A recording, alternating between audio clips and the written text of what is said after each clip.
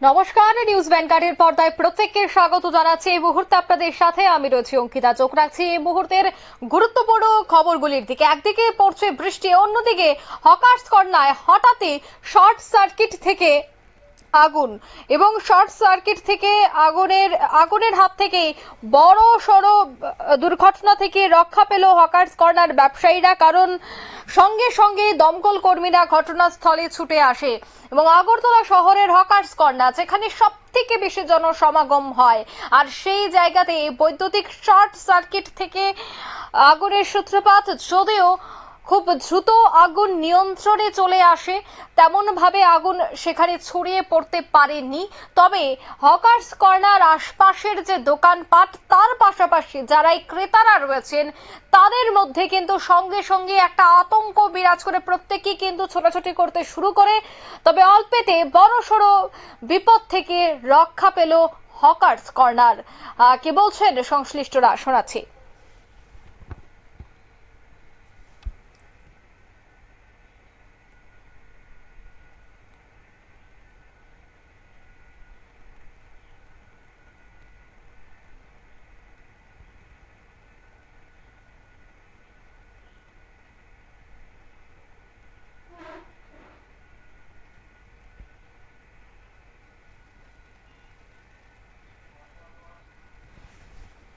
আপনার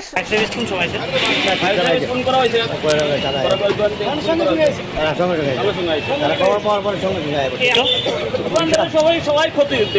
আমরা